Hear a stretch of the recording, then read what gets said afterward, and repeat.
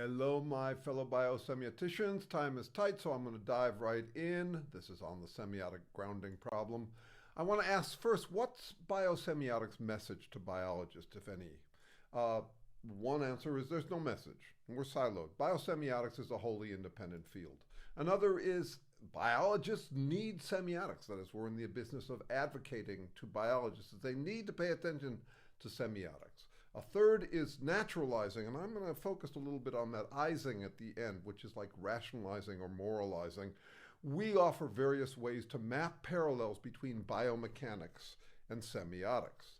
And the fourth is the one that interests me the most. We offer a scientific explanation for the emergence and nature of semiotics within physical mechanisms or mechanics.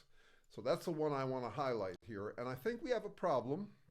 I think biosemiotics is in a perfect position to spot and highlight a problem we have with abduction. So I'm going to focus a bit on that here. Abduction is categorizing by common traits. I know it's open to interpretation. Lots of people have different interpretations of what's going on with abductive interpretation, but I'm going with that one. Categorization. We do it all the time. We categorize all the time. I'll call that intuitive abduction. We do it by basically positing categories of things. For example, in David Haig's recent presentation in a Biosemiotic Glade, he talked about semiotics as information that's processed by an interpreter that generates meaning. But we do that in everyday life as well. Like a vehicle has a sitting thing, a mover thing, like an engine and a roller thingies. You know, it's just where you basically come up with an intuitive categorization. And I'm going to argue in this presentation that we employ far too much of that in the sciences because it's not actually that rigorous. We come up with these intuitive categories, and then we do all sorts of modeling with them. This is a simple model, and we can adjust the models. We can change them around. But if you've got miscategorized categorizations in your model, you're going to end up with a non-rigorous model. So I'm suggesting that actually there have been two scientific revolutions, and there's one yet to come. The first one was rigorous deduction, formalism. You could say it starts with Pythagoras and Aristotle. The second scientific revolution was rigorous induction, empiricism, Bacon, Newton, etc. But I'm suggesting that we do not yet have a good alternative to intuitive abduction or categorization. So I'm going to say TBD, to be determined, how we would ever bring rigor to abduction. I want to suggest also that there are three kinds of falsifiabilities that often get confused or conflated. Formal or deductive falsifiability is whether your model is internally consistent. Empirical falsifiability is it predictive of outputs from inputs. So for example, AI can produce effects very much like those we see from humans, but that's a kind of empirical or inductive falsifiability. But the one that interests me is explanatory or abductive falsifiability. Is your model an explanation of how functions actually happen in degenerative mechanistic work? That is, does your model, I should have said this more simply, does your model actually explain how things happen in nature or not? So I want to suggest that when scientists employ this intuitive abduction as a source of explanation, they run the risk or they engage in or indulge in abstract parallel engineering, which I'm going to call APE. Abstract engineering, you've got these theoretical sketches of connected categorical idealizations. Black boxes, the categories remain unexplained simply because you can make these sketches of things, like on the back of the envelope, I had those sketches a few minutes ago, but you don't actually have to build the thing. You can understand its function, you can predict its behavior, but you don't have to explain what's going on in the black boxes. And it's not just black boxes, it's also black arrows. That is, the arrows in such models as we come up with are often ambiguously correlational, that is formal cause, causal, meaning efficient cause, or intentional, final cause. And the abstractions ignore entropy and physiochemical work. They're abstractions. You've abstracted some kind of symbolic model or element, and you're not paying attention to the entropy, the fact that everything's degenerating. That is, your black box models are degenerating on the spot, even though you're employing them as though they're static things or static processes. They're really degenerating at any point. And in general, when we employ these models, we are doing it by a kind of parallelism, which is like dualism. But what I mean here is that we employ dual aspect models for our boxes and arrows. Is an engine trying to be an engine? Is a mind trying to keep itself going? It's kind of a brain, but it's also a mind. It's both physical and it's also somehow semiotic. You get very sophisticated ape models, and they're rife in the sciences and philosophy. It's the common form for theorizing, and it's wonderful for describing what needs to be explained, but that does not explain things, does not give you an accurate representation necessarily of how something works in nature. AI is another good example of this. That is, you can start to think that computers think and that minds are computers. That's not how they work. You can do this, you can make these ape models in prose, equations, diagrams, computations. They can be very sophisticated. And it makes it easy to construct these ape models. But there are weak standards for deciding which models are better. That is, there's low explanatory falsifiability. You can come up with lots of different models, all of which will have some kind of tack welding to the physical world, but they won't necessarily tell you how things really work. I'm finding ape glosses across among researchers who are biosemioticians or in that area. There's kind of an assumption that's implied by that parallelist approach, which is, of course, this stuff is instantiated in physical chemistry. How is not our concern. This is back to the thing about naturalized as like rationalized, meaning it's a contrivance.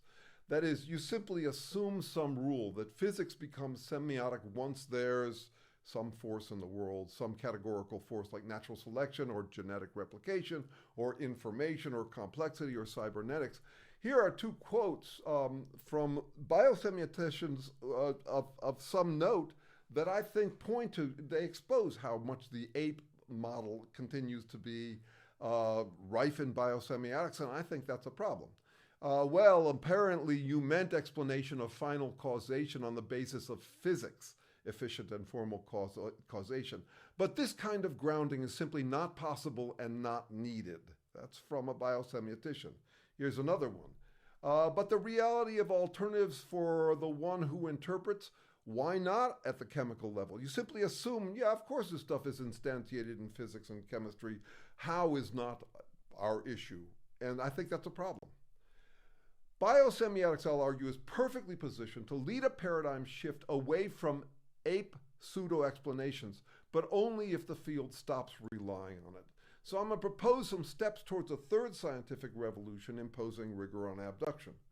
I want to suggest that life's fundamental pragmatic semiotic challenge is self-regeneration in a degenerative universe.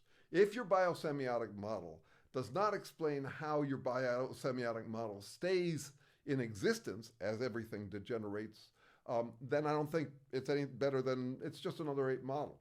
On your slouchiest day, you generate 240 billion replacement cells. This is often not taken into account. This is an example of how we don't always confront the fundamental pragmatic challenge for semiotics, which is that everything's degenerating. There's no interpretation without self-regeneration. Here's a simple model. I'm delighted by how tight this is. I think of biosemiotics or biology as work that works to keep a chemical system working in its workplace. That's 4 different kinds of work. The first one is effort. Effort that works, that functions, to keep a chemical system working, to keep a being.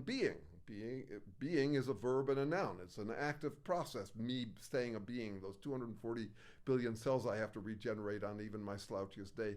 And we do that in a context. So we're doing it by interpreting. So I see agency, normativity, better and worse, viability for the being, and semiotic as all built into this simple description of what we do.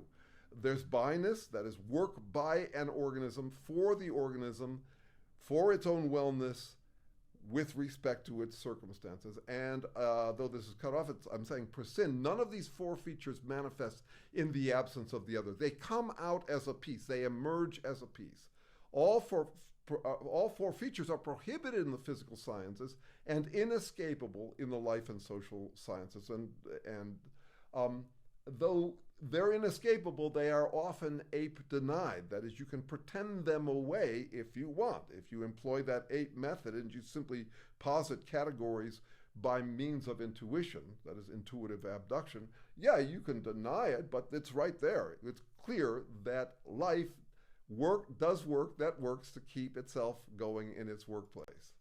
So grounding semiotics in physics, the ontologically prior sciences must explain the emergence of the categories that the ontologically subsequent sciences assume.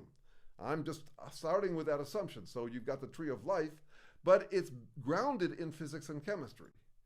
So I'm going to suggest that we actually need a third branch of fundamental logic. There's a priori, which is deduction, a posteriori, which is induction, and I'm going to suggest a ramo as rigorous abduction. What do I mean, a ramo? It's from the branching. So for me, a semiotic grounding would be one that pays attention to how semiotics emerges within nothing but physical chemistry. And I want to suggest that the ape biosemiotic research agenda tends to focus above it. And even if it's attempting to explain the emergence, it doesn't do it in terms of physical chemical work.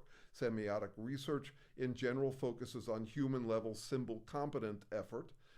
Ape biosemiotic research tends to focus here, and I'm not interested in that work unless we have a grounding in how beings making functional interpretive effort emerge within nothing but physical chemistry. That is, I want an ergodynamic explanation, an explanation of semiotic effort as a change in likely work. There's all sorts of work in the universe, and then there's functional interpretive work, and I want to suggest it's a change in likely work, and it would be actually a prevention of degenerative work. So I call bullshit. I call bullshit on this thing, but this kind of grounding is simply not possible and not needed. No. It's fine if someone wants to think that, but I'm just saying, no, from my perspective, that's bullshit. These are our assumptions here in the California School of Biosemiotics, and they're from our most confident to the least confident. So the question is what we're most confident in. How do beings making functional interpretive effort emerge within nothing but physical chemistry? The method I'm going to suggest is rigorous non-ape abduction. That is, the lower level science must explain the emergence of what the higher level sciences assume. And since we assume semiotics in biology, we have to explain how it emerges from physics and chemistry. Our hunch is, of course, second order emergent constraint. Beings are constraints that channel energy into effort to prevent the generation of the constraint that they are. And finally, we have the exemplar, which is our autogen hypothesis. And like I say, I'm less an advocate for autogens than I am for this question. If you're not dealing with this question, I'm not really that interested in the game. Which is to say, in closing, I probably won't continue to present in the Northern European Biosemiotics Conference unless I hear some curiosity about escaping ape. All right, thank you. Thank you very much.